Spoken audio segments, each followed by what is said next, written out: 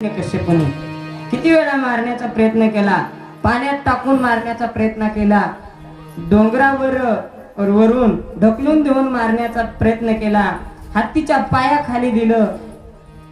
एक वेळा ते इतकं मारण्याचा प्रयत्न करून चिंता वाटायली मराच ना प्रल्हाद, पण भगवंत माग पुढे उभा आहे, कसं मरल.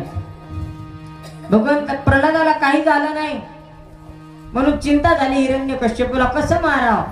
हिरण्यकश्यपूची बहीण आली होलिका, म्हणली दादा तुम्ही चिंता करू नका, मी तुमची मदत करते याला मारण्यामध्ये. मला ब्रह्मदेवाचं वरदान आहे, मला जाळापासून काय होत नाही. मी याला घेऊन जाळामध्ये बसते आणि जाळून टाकते, मला काय होणार नाही. असं होलिकाला वरदान होतं ब्रह्मदेवाचं. प्रल्हादाला घेतलेले होलिकाने बसलेली आहे जाऊन दहन केलेले ते लाकडाला जाळ लावला, पण होलिका जळाली. प्रल्हादाला काय, प्रल्हादाच्या केसालाही धक्का लागला नाही. हा भगवान तारी त्याला कोण मारी आहे का नाही. त्याला देव तारी त्याला कोण मारी, मारू शकत नाही कोणी. भगवंत रक्षण करायचे प्रल्हादाचं. जाळामधून ही प्रल्हाद वाचले. आणि मग त्या प्रल्हादाला हिरण्यकश्यप बोलू लागलेला आहे, कुठे तुझा देव आहे, एवढं देव करतोस, देवाचं नाव घेतोस सारखं, देव तरी कुठे आहे तुझा. त्याचं ब्रेज होतं देवाचं नाव घ्यायचं नाही. हा पण त्याचं लेकरूच असणाऱ्या देवाचं नाव घेत होतं. मारण्याचा अनेक वेळा प्रयत्न केला प्रल्हादाला, पण प्रल्हाद मरू शकले नाही. यस्तोया मंद भाग्योक्तो मदन्यो जगदीश्वर पासो यदि सर्वत्र तस्मात् स्तंभेन दृश्यते. स्तंभामध्ये जेव्हा प्रल्हादाला विचारलं तुझा देव कुठे आहे, इथं आहे का तुझा देव. प्रल्हादाने सांगितलं माझा परमात्मा व्यापक आहे, तो कुठे नाही, सगळीकडे आहे तो. हा या खांबात आहे का म्हणला. प्रल्हादाने सांगितलं हा या खांबात ही माझा देव आहे, मला दिसतोय.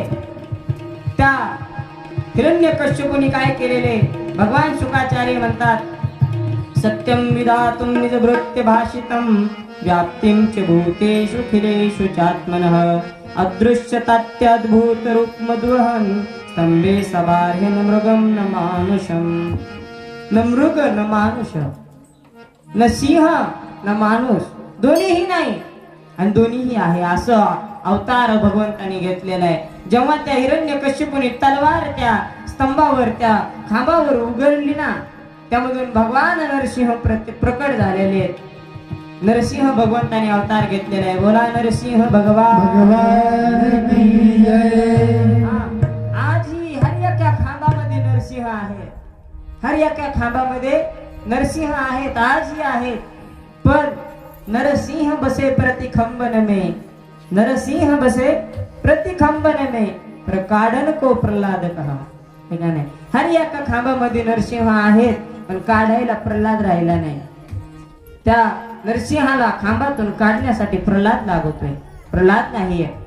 हिरण्यकश्यपूला मारण्यासाठी भगवंताने नरसिंह रूप प्रकट केलेले. अनेक प्रकारच्या वरदान होते त्या हिरण्यकश्यपूला ब्रह्मदेवाचे. काय काय वरदान होतं. जेव्हा ब्रह्मदेव प्रसन्न झालते ना, हिरण्यकश्यपूने वरदान मागितलं होतं. असं वरदान मागितलं, म्हणला मी दिवसाही मरणार नाही असं वरदान द्या, रात्रीही मरणार नाही असं वरदान द्या. रात्रीही नाही दिवसाही नाही. ठीक आहे म्हणले भगवंताने. ब्रह्मदेवाने वरदान दिलं. शस्त्राने मरणार नाही, अस्त्राने मरणार नाही, देवाकून मरणार नाही, दानवाकून मरणार नाही, सजीवाकून मरणार नाही, निर्जीवाकून मरणार नाही, आकाशात मरणार नाही, जमिनीवर मरणार नाही, हा आणि 12ही महिन्यात मरणार नाही, असं वरदान मागून घेतलं ब्रह्मदेवाकडून. ब्रह्मदेव म्हणले तथास्तु, तू कितीही डोकं लाव पण मरणापासून कोणी चुकलं नाही, तुला भगवंत बरोबर मारते. देवाने जेव्हा नरसिंह अवतार घेतलेला आहे आणि नरसिंह अवतार घेऊन हिरण्यकश्यपूचं आणि भगवंताचं युद्ध झालं लागलं. त्या युद्धामध्ये नरसिंह भगवंताने त्या हिरण्यकश्यपूला आपल्या मांडीवर घेतला आणि म्हणले आता तू मरणार. मरणार म्हणल्याच्या नंतर हिरण्यकश्यप हसू लागला. हिरण्यकश्यप म्हणला मी मरत नसतो, मला वरदान प्राप्त आहे. भगवंताने सांगितलं सांग तुला कोणतं वरदान प्राप्त आहे. तो म्हणला मी दिवसाही मरणार नाही, रात्रही मरणार नाही. भगवंताने सांगितलं आता दिवसही नाही, रात्रही नाही, संध्याकाळ आहे. संध्याकाळ, हा ही संध्याकाळ रात्रीमध्ये मोडल्या जात नाही, दिवसामध्येही नाही. त्या दोघांच्या गॅप मध्ये जी असते ती संध्याकाळ असते, संध्याचा वेळ असतो. मग तो घाबरला, तो म्हणला ही संध्याकाळ आहे. ठीक आहे म्हणला, तरी मी मरणार नाही, मी शस्त्रांनी मरणार नाही, अस्त्रांनी मरणार नाही. भगवंताने सांगितलं माझ्या हातामध्ये तुला कोणतं शस्त्र दिसतं का? तो म्हणला नाही. म्हणले माझ्या मुखामधून मी कोणतं अस्त्र म्हणालोय का? नाही. तो म्हणला तरीही म्हणले मी तुला माझ्या नखाने मारणार आहे, हाताने मारणार आहे. तो म्हणला मी सजीवाकून मारणार नाही, निर्जीवाकून मारणार नाही. भगवंताने सांगितलं हे नख आहेत का, हे सजीव बी म्हणल्या जात नाही तर निर्जीव बी म्हणल्या जात नाही. काय सजीव जर म्हणायला गेलं तर कापलं तर दुखत नाहीत, निर्जीव म्हणाव तर वाढत येत. कसं म्हणावं काहीच म्हणता येईना. हिरण्यकश्यप म्हणला आता काय करू? घाबरला. तरी म्हणला देवा मी 12 महिन्यात मरणार नाही. देवाने सांगितलं तुला मारण्यासाठी मी 13वा महिना तयार केलाय. हा धोंड्याचा महिना. हे धोंड्याचा महिना आहे का? हे भगवंताने हिरण्यकश्यपूला मारण्यासाठी तयार केलेला आहे. मग तो म्हणला देवा तरी बी मी मरणार नाही. देव म्हणले का नाही मरणार सांग? म्हणले मी आकाशात मरणार नाही, मी जमिनीवर मरणार नाही. देव म्हणले तो आकाशात नाही, जमिनीवर नाही, माझ्या मांडीवर आहे. ते म्हणला मी घरात मरणार नाही, अंगणात मरणार नाही. म्हणले तू दोन्हीकडे नाही, चौकटीत आहेस. असा वाचायला मरणापासून, वाचायला पळायला मरणापासून. मी यांनी नाही मरणार, त्यांनी नाही मरणार, पण सगळा वेळ काळ साधून गुण लावण्याची खाणी मुकुट सकळ मानी धन्य त्याची देवा चतुरात शिरोमणी गुण लावण्याची खाणी मुकुट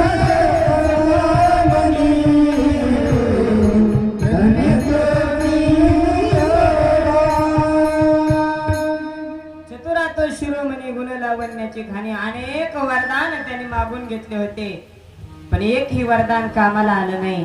भगवंताने बरोबर वेळ साधली आणि हिरण्यकश्यपूला तो अनेक म्हणला मी माणसाकूनही मारणार नाही, मी पशु पक्षाकूनही मारणार नाही. देव म्हणले मी माणूसही नाही, पशुही नाही, तुला मारण्यासाठी मी 2 in 1 अवतार घेतलाय. कसा 2 in 1? 2 प्रकारचा योग अवतार. वरी बघितलं तर एवढा, खाली बघितलं तर एवढा. खाली बघितलं तर माणूस, वरी बघितलं तर सिंह. मुख सिंहाचं, शरीर माणसाचं, सगळा वेगळा अवतार घेतला देवाने आणि हिरण्यकश्यपूला मारलेले. बोला भक्तवत्सल भगवान की जय. असं प्रल्हादाला वाचवण्यासाठी भगवंताने मारलं. पण हिरण्यकश्यप मेला, देवाचा राग शांत झाला नाही. मग देवाचा राग न शांत झाल्यामुळं विचार पडला ब्रह्मदेवाला, भोले बाबाला विचार पडला काय करावं. देवापाशी कोणाची जाण्याची हिंमत होई नाही. रागामध्ये, क्रोधामध्ये तप्त झालेले डोळे भगवंताचे, नरसिंह भगवंताचे. काय करावं आता? चिंता वाटू लागलेली, काय करावं. तर त्यांनी विचार केला यांच्या पत्नीला बोलवा म्हणजे शांत होते नाही. काय म्हणले? नरसिंह भगवंताचे यांच्या पत्नीला बोलवा शांत होते. माता लक्ष्मीकडे गेले ब्रह्मादिक देव आणि म्हटले माता चला देवाचा राग क्रोध शांत करायचा आहे. लक्ष्मी मातेला वाटलं मी ज्यांचे पाय दाबीती तेच आहेत का काय तिथं? ज्यांचे मी, जो मदनाचा पुतळा त्यांचे मी पाय दाबीती तेच असते तिथं. मग त्या आल्या राग शांत करण्यासाठी. पण लक्ष्मी मातेने जेव्हा यांना बघितलं ते म्हणले हे तर आता बब्बरशीर झालेत. काय झाले? बब्बरशीर झालेत. आता काय खरं नाही. लक्ष्मी माता तिथूनच वापस फिरल्या गेल्या वापस. कुणी जवळ जाईना, ब्रह्मदेव जाईना, भोले बाबा जाईना, कुणी जाईना जवळ. तेव्हा नारदजी म्हणले प्रल्हाद तुझ्यामुळे देवाला क्रोध आलाय, देवाला राग तुझ्यामुळे आलाय, तूच देवाचा राग शांत कर. तेव्हा प्रल्हाद न भीती नाही, काही नाही, सगळे घाबरायलेत. पण प्रल्हादाच्या अंतःकरणामध्ये भीती नाही. जयाची खरी सेवा त्याच्या भय काय जीवा. ज्याची सेवा खरी असती त्याच्या जीवाला भीती नसते. प्रल्हाद जवळ आले भगवंताच्या आणि चरणावर साष्टांग दंडवत केलेले देवाला. आणि दंडवत केल्याच्या नंतर भगवंताने नरसिंह परमात्म्याने त्यांना उचलून आपल्या गळ्याला लावलं, जवळ घेतलं. कडाला घेऊन भगवंत म्हणले प्रल्हादा मला जर यायला उशीर झाला असेल तर मला माफ कर बाळा. भगवंत म्हणले मला यायला जर उशीर झाला असेल ना तर मला माफ कर. प्रल्हादाने सांगितलं देवा तुम्हाला यायला उशीर नाही झाला. भगवंताने विचारलं प्रल्हाद हे सगळे भिऊ लागलेत, तुला भीती नाही का वाटत माझी? प्रल्हाद म्हणतो देवा तुम्ही नाटक करायला असे तुम्ही नाहीत, तुम्ही तर कृपावंत आहेत, दयानिधी आहेत, फक्त तुम्ही या जगात येऊन नाटक करतात. म्हणले नाटक करायला तुम्ही हे राग असण्याचं, पण तुम्ही असे खरे असे नाहीत, दयानिधी आहेत, कृपावंत आहेत. असं म्हणल्याच्या नंतर सुंदर असणारी परीक्षा प्रल्हादाने भगवंताची स्तुती गायलेली आहे. भगवंत म्हणले प्रल्हादा तुला काय पाहिजे रे, काय पाहिजे ते माग ना. बघा भक्ताला जेव्हा देव म्हणतो ना प्रल्हादा तुला काही माग, काय पाहिजे ते माग. प्रल्हादाने सांगितलं देवा मला हे द्या, मला कधी काही मागण्याची इच्छा माझ्या मनामध्ये येऊ नये, मला हे द्या. हा असं मागितलं, मागण्याची इच्छा कधी माझ्या मनात येऊच नाही, हे वरदान द्या. आणि शेवटला म्हणले देवा माझ्या वडिलाची दुर्गती होऊ नये एवढं बघा. ब्रह्मादया सुरगणा मुनियो सिद्ध्या सत्वे कथानमतचो वचसां प्रवाहे नारादितुं पुरुगुणैरधुनापि पितृ किं तुष्टुमर्हति समेहरि रुद्रजाते. प्रल्हाद जेव्हा म्हणले ना माझ्या वडिलाला तेवढं बघा, वडिलाला तेवढं सांभाळा, तेव्हा भगवंतांनी सांगितलं प्रल्हाद ज्या घरामध्ये ज्या कुळामध्ये तुझ्यासारखा भक्त जन्माला येतो ना त्या कुळाच्या 21 पिढ्याचा उद्धार होतो. म्हणले ज्या घरामध्ये भगवत भक्त जन्माला येतो त्याच्या कुळाच्या 21 पिढ्यांचा उद्धार होतो. भगवान शुकाचार्य म्हणतात स्त्री सप्रभी पिता पूत पितृभी सहतेन घ यत साध्योस्य गृहे जातो भय देवा भवानैव कुल पावन. कुळाचं पावन होऊन जाते 21 पिढ्यांचं, ज्याच्यामध्ये भगवत भक्त त्या कुळात प्राप्त होतो. वडिलाच्या 7 पिढ्या, आईच्या 7 पिढ्या आणि लग्न झालेला असेल तर पत्नीच्या 7 पिढ्या, त्यांचा उद्धार होतो. भगवंताचा जर भक्त प्राप्त झाला ना तर या 21 पिढ्या कोणच्या उद्धार होतो? वडिलाच्या 7, आईच्या 7 आणि पुरुष असेल तर पत्नीच्या 7 आणि स्त्री असेल तर पतीच्या 7, अशा 21 पिढ्यांचा उद्धार होऊन जातो. असं म्हटले. बोला गोपाल कृष्ण भगवान की जय. मग असं सांगितल्याच्या नंतर म्हणले यांनी तिसऱ्या जेव्हा हिरण्यकश्यप मेला तेव्हा हिरण्यकश्यप दुसऱ्या जन्मात रावण बनले. काय बनला? जेव्हा हिरण्यकश्यप मेला ना तेव्हा तो दुसऱ्या जन्मात झाला रावण. द्वेषाने भक्ती करतोय, जन्मजन्माची द्वेषाची भक्ती हिरण्यकश्यपूची, जन्मजन्मी द्वेषच करतो देवाचा. पहिल्या जन्मामध्ये हिरण्यकश्यप झाला, द्वेष केला, प्रल्हादाला कारण बनवलं, मोक्ष भगवत प्राप्ती करून घेतली. दुसऱ्या जन्मात झाला रावण, सीतामाताला कारण केलेले, रामप्रभूच्या हाताने मेला, उद्धार झाला, डबल देवाला प्राप्त करून घेतलं रावण बनून. आणि तिसऱ्या जन्मात झाला तो शिशुपाल. तिसऱ्या जन्मात कोण झालेला आहे? शिशुपाल झाला. आणि शिशुपालने हे द्वेष करून भगवंताची प्राप्ती करून घेतली. आणि शेवट ऐका, आती राहू द्या, लक्ष द्या. जेव्हा लक्ष देऊन ऐका, आपल्याला तुम्हाला लिंक सांगायलो मी, लिंक तुटल्यावर मग भानगड होईल. जेव्हा ब्रह्मदेवाच्या मानसपुत्राने श्राप दिला होता जय विजयला, तेव्हा ते म्हणले होते तुम्हाला, जर तुम्ही काल परवा ऐकलेली कथा, जर तुम्हाला भगवंताचा द्वेष करी दुश्मन बनून राहायचा असेल तर 3 जन्मात तुम्ही वापस येऊ शकता म्हणले होते, बरोबर? तर 3 जन्म कोणचे? पहिला हिरण्यकश्यपूचा, दुसऱ्या अवतारातला तो, दुसऱ्या अवतारामध्ये कोण झाले? दोघं ना, ते जय आणि विजय, दोघांचं सांगतो.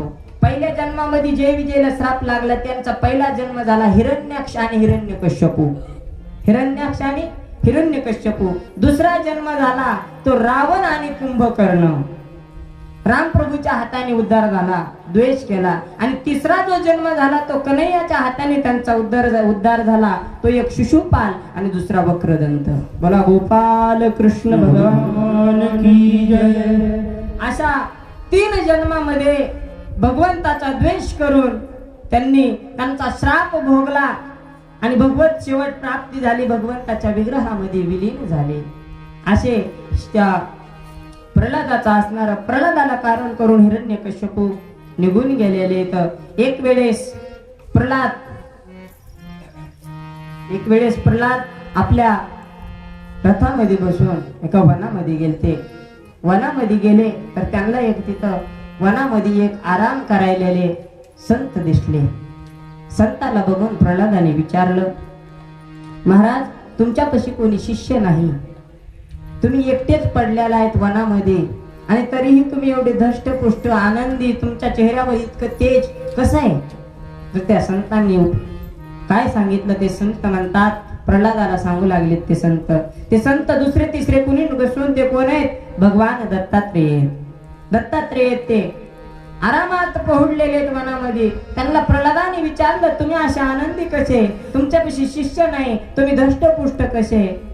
तेव्हा दत्तात्रेय भगवंतांनी सांगितलं, महाराज. दत्तात्रेय म्हणतात, चाह नसी चिंता, चाह गई चिंता नसी मनवा बेपरवाह, जिसको कछु न चाहिए वही है शहंशाह. खरा राजा कोण? खरा शहंशाह कोण? जिसको कछु न चाहिए वही है शहंशाह. ज्याला काही इच्छा नाही तो राजा आहे. नाहीतर राजा म्हणायचं कोण्या राजाला? जो रोज विचार करतोय कोण्या राज्यावर संध्याकाळी दहाडा टाकायचाय, कोण्या राज्याचा हस्तक्षेप करायचाय, कुठे डाक टाकायचाय, हे विचार करणारा राजा आहे. त्याला राजा नाही म्हणले. राजा खरा कोण? जिसको कछु न चाहिए वही है शहंशाह. पण काही नाही पाहिजे असं येडं बी असते. हा, येड्याला बी काही पाहिजे नसते. उभे येडे, त्याला काय पाहिजे? काय नाही पाहिजे. पण येडं नाही म्हणले. जिसकी चाह गई चिंता नशी, चाह गई चिंता नशी मनवा बेपरवाह. जसं मन बेपरवाह झालं मग त्याला म्हणले शहंशाह. असे संत तिथं पोहोडलेले होत्या आनंदात. दत्तात्रेय भगवान त्यांना विचारलं. भगवान दत्तात्रेय म्हणतात प्रल्हादाला, काय म्हणतात? पश्यामी धनिनाम क्लेशम लुब्धानाम जितात्मनाम भयादलब्ध निद्रानाम सर्वतोभिविशंकिनाम. काय म्हणले? प्रल्हादाला सांगू लागले दत्तात्रेय भगवान म्हणतात, धन कमवायला खूप कष्ट आहे. धन कमवायला खूप कष्ट आहे म्हणले. आणि धन निघून गेलं तरीही कष्ट होते, दुःख वाटते. धन कमवताना दुःख, धन निघून गेलं तर दुःख. दत्तात्रेय भगवान म्हणतात त्यापेक्षा मोठं दुःख आहे धनाला सांभाळणं. कमवण्यापेक्षा, निघून गेल्यापेक्षा जास्त त्रास कशात आहे? त्याला सांभाळण्यात आहे. हा, धनाला सांभाळण्यात त्रास आहे म्हणले.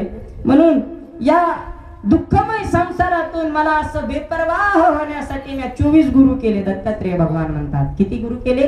24 गुरु केले. त्यामध्ये मी असा बेपरवाह होण्याचं कारण आहे म्हणले, मी मधुमाशीला गुरु केलं आणि मधुमाशीला गुरु करून शिकलो संचय करायला नाही पाहिजे. कशामुळं? मधुमाशी संचय करती, उडती इकडून तिकडून मकरंद सेवन करून आणून त्या मधामध्ये त्या पोळीला लावती. पण एक दिवशी एक जण येतंय, दुपण करतंय, सगळा मध घेऊन जाते, माशाला उडून जावं लागते. म्हणून दत्तात्रेय भगवंताने विचार केला, मी त्या मधुमाशीला गुरु करून शिकलो. संचय करणं उपयोगाचा नाही, संचय नाही केला पाहिजे हे शिकलो. आणि म्हणले मी दुसरं गुरु केला अजगराला. कुणाला गुरु केला? अजगर. हा, अजगराला गुरु करून काय शिकलो? मी हे शिकलो म्हणले, अजगर करे न चाकरी पंची करे न काम. अजगर करे न चाकरी पंची करे न काम, दास मलुका कह गए सदके दातारा. हा, मलुकदासजीने सांगितलेलं आहे, जसा अजगर कुणाची तर नोकरी करीत नाही, काम करीत नाही, तसे त्याला काही चिंता नसती. अजगर खाण्यापिण्याला बी चिंता करीत नाही. त्याच्या तोंडापुढे आलं तर ते खाते, नाही तर निवांत पडून राहते. तसं म्हणले आता काय हे असणार, चिंता राहिलेली नाही, त्याच्यामुळे माझं मन बेपरवाह झाले. असं दत्तात्रेय भगवंत सांगायले. भगवंताने सांगितलं, लोक बी देवाला स्मरण करते. जगातले लोक सगळे जीव भजनशील आहेत, स्वभावतच भजनशील आहे. सगळे जीव भगवंताला स्मरण करते.